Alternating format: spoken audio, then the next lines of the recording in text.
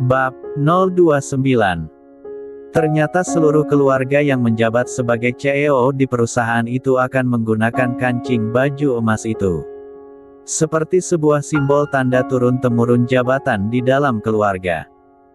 Andai musuh bebuyutan keluarganya adalah bagian dari keluarga itu, maka bisa dipastikan jika pria itu adalah kakek dari Rai, tapi dari informasi yang Lisa peroleh kakek Rai telah meninggal. Bahkan tercatat tidak sedikit pun memiliki hubungan dengan keluarga mereka. Di antara pikiran kusut yang bersarang di kepala Lisa, gadis ini tetap menjalankan pekerjaannya dengan baik. Sampai akhirnya perhatian dia teralihkan pada dua buket bunga di atas nakas. Untuk mendapatkan informasi yang lebih dalam tentang kancing baju itu, jalan satu-satunya adalah mendekati pria ini. Memanfaatkan sikap Casanova yang Rai punya. Aku harus jadi bunga ketiga di sana. Batin Lisa. Apa pekerjaanmu sudah selesai? Kalau sudah, cepatlah keluar dari ruangan ini, ucap Rai. Meski bicara dengan susah payah, namun dia ingin mengusir wanita ini untuk segera pergi dari ruangannya. Dari tadi bahkan Rai tidak menatap ke arah wanita itu, terus mengalihkan pandangannya ke arah lain. Tidak ingin membuat matanya jadi sakit ketika melihat seorang wanita buruk rupa. Maaf Tuan, bisa Anda buka mulut Anda? Balas Lisa. Bukannya mengiyakan untuk keluar, dia malah memberi perintah pada Rai untuk membuka mulut. Sebuah perintah yang benar-benar membuat Rai merasa kesal. Dia tidak mau menuruti, tapi sadar juga jika wanita ini hanya sedang menjalankan tugasnya. Jadi mau tidak mau Rai menurut.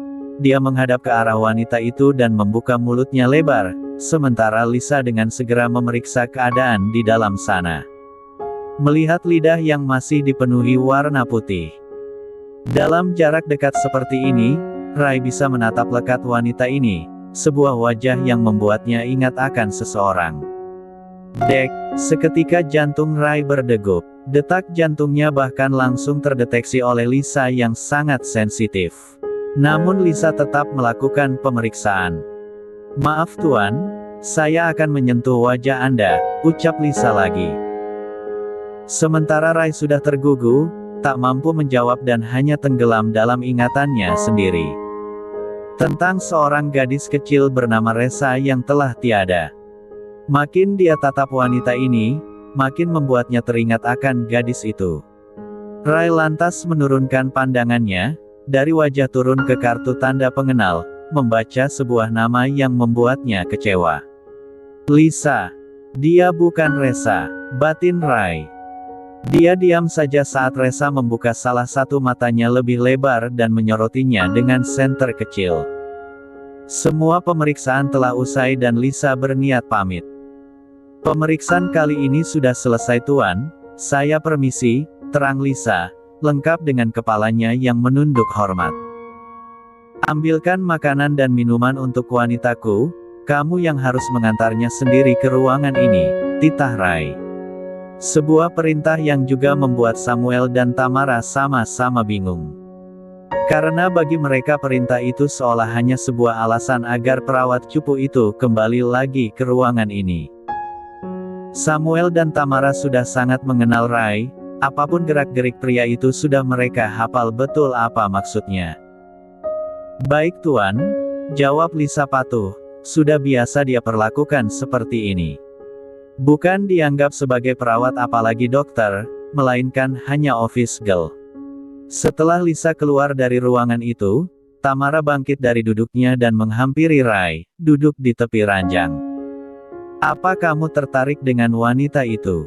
Kenapa memintanya kembali lagi? Tanya Tamara penuh selidik. Selama ini Rai tidak pernah terikat dengan wanita manapun. Dia menjalin hubungan dengan siapapun yang dia suka. Andai wanita itu mulai menuntut ini itu, pasti Rai akan segera mengakhiri hubungan. Karena itulah selama ini Tamara hanya bertahan sebagai teman, meski dalam lubuk hatinya yang paling dalam sangat menginginkan Rai untuk jadi miliknya seorang. Tamara tetap ada meski Rai telah berulang kali kencan dengan wanita lain. Dan selama ini yang dia tahu Rai hanya mendekati wanita cantik, bukan dokter cupu seperti itu. Tidak ada maksud apapun, hanya ingin mengerjainya sedikit, balas Rai, lengkap dengan seringai di ujung bibirnya, seringai andalan Rai ketika hendak bermain-main dengan wanita. Melihat itu Tamara pun bernafas lega. Namun Samuel yang juga mengamati sang tuan tetap saja menaruh curiga. Pasti ada sesuatu, batin Samuel. Tidak berselang lama kemudian, Lisa kembali ke ruangan ini dengan membawa nampan berisi makanan dan minuman untuk Tamara.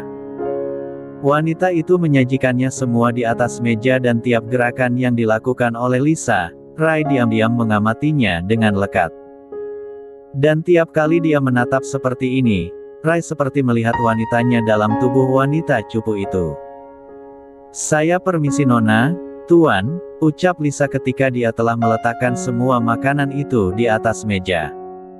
Kembali berdiri menghadap ke arah Rai dan Tamara yang ada di atas ranjang. Tamara duduk di tepian. Lisa menundukkan kepalanya memberi hormat. Keluarlah." Tamara yang menjawab dan memberikan perintah itu, sementara Rai hanya terdiam, tenggelam dalam masa lalunya yang kelam. Pipi cubi dan hidung mancung itu benar-benar membuatnya teringat akan seseorang. Gadis kecil dari masa lalunya yang membuatnya jadi seperti ini. Beberapa tahun lalu saat usianya masih sekitar 10 tahun, Rai telah meminta pada kedua orang tuanya untuk dijodohkan dengan anak dari pemilik sakit ini, Rumah Sakit Antariksa. Namun tak lama setelah perjodohan itu berlangsung sang gadis seketika menghilang entah kemana. Pihak keluarga hanya mengatakan jika anak mereka telah meninggal dalam kecelakaan. Bahkan mereka memutuskan semua hubungan di antara mereka. Mengingat masa lalu itu, Rai merasakan dadanya yang sesak. Kini sudah bertahun-tahun waktu berlalu dan gadis itu pun belum juga dia temukan. Rai masih percaya jika sebenarnya gadis itu masih hidup, karena pihak keluarganya pun menyembunyikan tempat gadis itu dimakamkan. Terlalu banyak teka-teki hingga membuat Rai tak bisa mempercayai berita itu begitu saja. Sampai detik ini dia bahkan masih percaya jika Resa masih hidup. Tapi di mana? Rai menatap punggung wanita buruk rupa itu, melihat perawat berkacamata itu keluar dari ruangannya. Harusnya Resa pun sudah setinggi itu andai dia ada di sini. Rai tersenyum kecut, dia memang terlalu cinta pada gadis kecil itu.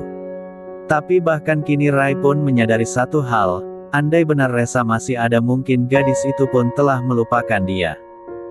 "Rai, kamu tidak ingin memberitahu keluargamu?"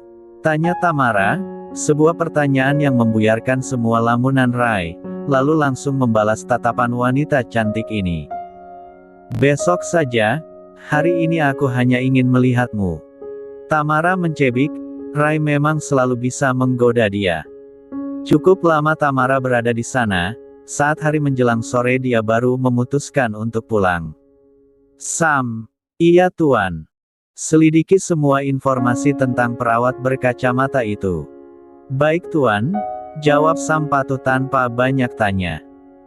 Dan sejak hari itu, para dokter dan perawat wanita di rumah sakit ini berbondong-bondong memberikan bunga tanda sukacita atas sadarnya sang CEO. Dalam sehari saja ruangan itu sudah penuh dengan buket bunga yang sangat indah-indah. Saat pemeriksaan ketiga di jam 5 sore dilakukan, Lisa bahkan sampai terkejut ketika melihat banyak bunga itu. Jumlahnya bahkan sampai tidak bisa dia hitung. Jika seperti ini rasanya tak mungkin jika dia bisa jadi bunga ketiga, mungkin Lisa akan jadi bunga yang ke-100. Wajah terkejut Lisa saat melihat banyaknya buket bunga itu terlihat cukup lucu di mata Rai. Pria itu hanya mengulum senyum, menahan agar tidak tertawa terlalu keras. Andai dia tertawa lepas pasti tubuhnya akan merasakan kesakitan. Sore itu Lisa tidak datang sendirian, dia datang ke sini bersama dengan sang sahabat, Dara perawat anestesi di tim 5. "Perkenalkan Tuan, nama saya adalah Dara," ucap Dara, karena ini adalah pertemuan pertamanya dengan Rai setelah tuan muda itu sadar karena itulah Dara memperkenalkan dirinya. Dara berusia 4 tahun lebih tua daripada Lisa, wajahnya nampak dewasa dan cantik. Menatap wajahnya tak akan bosan, tapi tatapan Rai hanya terus tertuju pada gadis cupu itu. Selama aku koma, siapa yang membasuh tubuhku? Tanya Rai, sebuah pertanyaan yang membuat kedua gadis itu mendelik. Dek, pertanyaan yang diajukan oleh Rai itu sontak saja membuat Lisa dan Dara sama-sama terkejut, karena biasanya pasien tidak pernah menanyakan perihal itu secara langsung seperti ini. Biasanya akan bertanya pada pihak keluarga dan keluarganya itulah yang akan menerangkan, menjelaskan alasannya. Tapi Rai tidak, dia malah bertanya secara gamblang.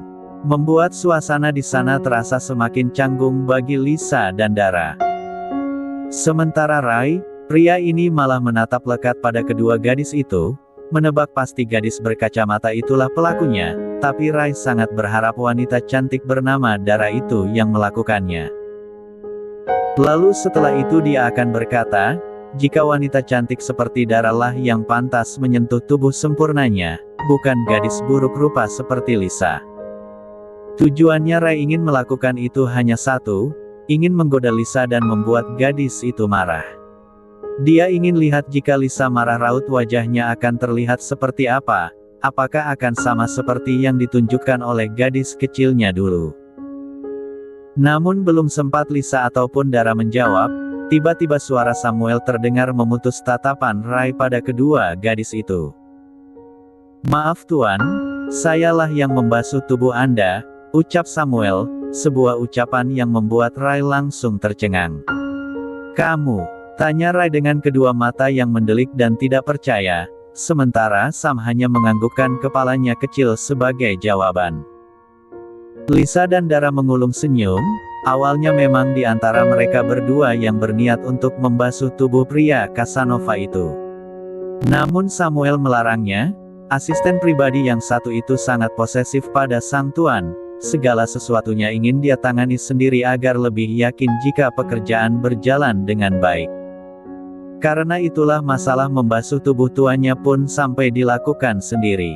Sementara Lisa ataupun Dara hanya membantu sedikit-sedikit, seperti menyiapkan air hangat dan handuk. Astaga, batin Rai. Dia menatap asistennya tajam, sebuah isyarat yang mengartikan bahwa dia marah pada Sam. Menyadari itu Sam kembali menundukkan kepalanya, sebagai tanda permintaan maaf. Dia tidak tahu jika tuannya itu berharap salah satu dari kedua perawat ini yang membasuhnya. Dia kira tentang masalah ini tidak akan jadi masalah di saat sang tuan sadar. Tidak ingin keadaan di dalam ruangan ini semakin canggung, akhirnya Dara pun buka suara. Maaf Tuan, sore ini saya dan Lisa akan membantu Anda untuk bangun dan duduk mandiri. Bukan lagi bersandar pada ranjang yang posisinya ditinggikan, ucap Dara, sekaligus menjelaskan alasan kenapa mereka datang ke sini berdua. Rai tidak menjawab banyak, hanya satu kata. Setelah mendapatkan izin itu, Lisa dan Dara pun mendekati ranjang, lalu mengambil posisi yang berbeda, Lisa di sisi kiri dan Dara di sisi kanan. Apa perawat di rumah sakit ini hanya ada kalian berdua? Aku bosan sekali melihat perawat berkacamata ini, ucap Rai dengan sinis, sebuah ucapan yang membuat pergerakan bisa untuk menyentuh tubuh Rai terhenti, padahal dia dan Dara sudah mulai bersiap untuk membantu Rai bangkit. Maaf Tuan, sebenarnya perawat di rumah sakit ini ada banyak, tapi kami adalah tim 5, tim yang menangani operasi Anda dan bertanggung jawab pada kesembuhan Anda. Karena itulah selama Anda masih di rumah sakit ini hanya kamilah yang akan selalu Anda lihat, jelas Dara. Kalau melihat kamu aku tidak masalah, masalahku hanya pada perawat berkacamata itu, jawab Rai, lengkap dengan sebelah matanya yang berkedip-genit pada Dara. Dan Lisa yang melihat itu semua, rasanya ingin sekali mencekik pria ini sampai mati. Dara tersenyum kecil, sedikit menunduk menutupi wajahnya yang tersipu malu. Siapa yang tidak akan tergoda ketika sudah diberi hadiah kedipan mata genit dari seorang Rai? Dara hanyalah gadis normal biasa, diperlakukan seperti itu rasanya sudah terbang ke langit ketujuh. Hatinya bahkan mulai berdebar. Namun dari semua rasa itu, dia harus bersikap profesional. Begitupun Lisa, meski berulang kali mendapatkan cemoohan, hal itu tidak membuatnya terpengaruh sedikitpun. Dia sudah biasa dan lebih mengutamakan pelayanan daripada perasaannya sendiri. "Maaf Tuan, mari kita coba untuk duduk," ajak Dara. Sengaja dia yang mengajak lebih dulu. Karena tidak mungkin Lisa yang bicara, bagaimanapun kenyamanan Rai adalah yang utama. Rai sudah membayar mahal untuk bisa mendapatkan penanganan terbaik dan kenyamanan di rumah sakit ini. Dengan perlahan Lisa merubah posisi ranjang agar sedikit naik di bagian punggung hingga kepala Rai. Dan setelah mendapatkan posisi yang tepat, Lisa dan Dara pun membantu sang pasien untuk duduk mandiri. Samuel yang ada di sana pun dengan setia memperhatikan lekat, diam-diam mempelajari agar nanti bisa melakukannya sendiri. Dan di saat Rai sudah duduk, pria tampan berbadan kekar itu kemudian meringis nyeri. Tubuhnya sudah seperti robot yang karatan, sulit untuk bergerak. Au, ringisnya hingga membuat Dara dan Samuel merasa cemas, tapi Lisa tidak. Karena dia sudah sangat tahu apa yang terjadi.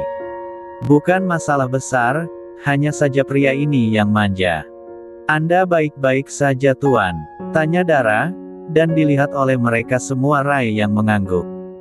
Di saat Dara sangat mencemaskannya seperti itu, Rai malah terus menatap Lisa dengan tatapan tajam. Dia sudah berulang kali memancing gadis ini untuk marah, tapi wanita berkacamata bernama Lisa itu malah hanya diam saja. Bahkan bersikap seolah semua ucapannya hanya sebagai angin lalu. "Kurang ajar, apa dia tidak tertarik dengan pesonaku? Harusnya dia marah dan mencari kesempatan untuk bisa dekat denganku," geram Rai. Tentu saja hanya dia ucapkan di dalam hati. Diacuhkan oleh wanita yang baginya paling buruk rupa di bumi ini tentu saja membuatnya tidak terima. Sementara Tamara wanita yang paling sempurna saja sampai bertekuk lutut di hadapannya. "Aku haus, kamu ambilkan aku minum," titah Rai. Tanpa kata tolong dia memerintahkan Lisa untuk mengambil minum di atas meja. Namun belum sempat Lisa menanggapi, tiba-tiba pintu ruangan itu terbuka, dan memperlihatkan sesuatu wanita cantik di ambang pintu. Rafaela berdiri di sana. Dia bahkan mampu mendengar keinginan Rai tadi, yang haus dan ingin minum. "Biar saya yang ambilkan untuk Anda Tuan," ucap Rafaela langsung. Meski tak sopan caranya masuk namun Rai tak merasa keberatan sedikitpun, karena Rafaela adalah wanita yang cantik. Gadis itu bergerak dengan cepat menyerobot Lisa untuk menyingkir dari meja. Dia siapkan sendiri segelas air putih itu. "Mulai sekarang aku yang akan mengurus Tuan Muda Rai. Awas kamu kalau sampai mengadu pada Dr. Melia," bisik Rafaela, bicara pelan namun penuh penekanan pada Lisa. Dia akan merawat Rai tanpa sepengetahuan Melia.